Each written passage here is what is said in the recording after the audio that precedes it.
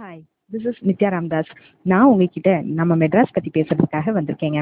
முன்னாடி காலத்துல தொண்டை மண்டலமா இருந்து சோழர்களால் ஆட்சி செய்யப்பட்ட இடம் பிற்காலத்துல பல்லவர்களால் ஆட்சி செய்யப்பட்டது. அப்புறம் கொஞ்சம் காலம் கழிச்சு விஜயநகர பேரரசுக்கு கீழே வர்ற நாயக்கர்களால் ஆட்சி செய்யப்பட்டு அப்புறம் அவங்க கிட்ட இருந்து ஈஸ்ட் இந்தியா கம்பெனிக்கு போய் பிரிட்டிஷ் காலத்துல மദ്രാസപട്ടணமா இருந்துச்சு. அந்த மദ്രാസപട്ടணம் எப்படி சென்னையா மாறுச்சு அப்படிங்கிற கதையெல்லாம் உங்களுக்கு தெரிஞ்சது தாங்க.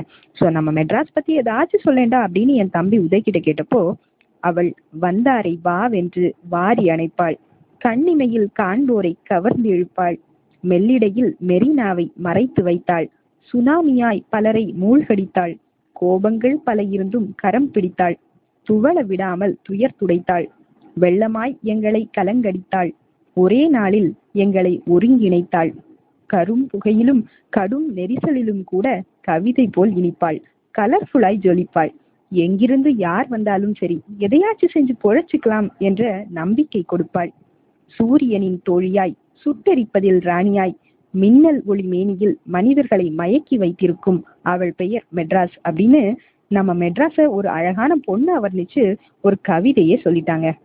கெட்டும் பட்டணம் போ அப்படின்னு சொல்லுவாங்க.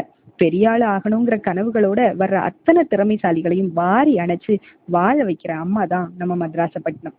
இந்த ஊருக்கு ஏழையா வந்து உழைப்புங்கிற ஏணிப்படியில ஏறி உச்சத்தை தொட்டவங்க ஏராளம் ஏராளம். ஏதோ கிராமத்துல அம்மா அப்பா கிட்ட சண்டை போட்டுட்டு ஜெயிக்கணுங்கிற வெறியோட ரயில் ஏறி எத்தனை பேர் இன்னைக்கும் எக்மோ ரயில்வே ஸ்டேஷன்ல இறங்கினாங்கன்னு தெரியலங்க. ஆனா அவங்களையும் நாளைக்கு ஜெயிக்க வச்சு அழகு பார்க்க போறது நம்ம சென்னை தாங்க.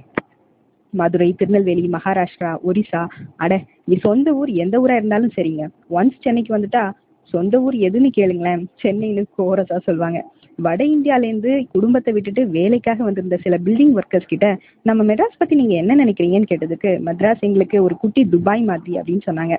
இங்க இருக்கிற டிராபிக், பொல்யூஷன், கொலை கொள்ளை, வழிப்பறிங்கிற விஷயங்களை எல்லாம் தாண்டி பக்கத்து வீட்டுல யார் இருக்காங்கன்றது கூட தெரியாம வாழ்ந்த அதே சென்னை வாசிங்க தான் வெள்ளம் வந்து கஷ்டப்பட்டப்போ யாருன்னே தெரியாதவங்களுக்கு கூட அவங்களோட வீடுகள்ல அடைக்கலம் கொடுத்து இருக்கிற உணவை பகிர்ந்து சாப்பிட்டாங்க.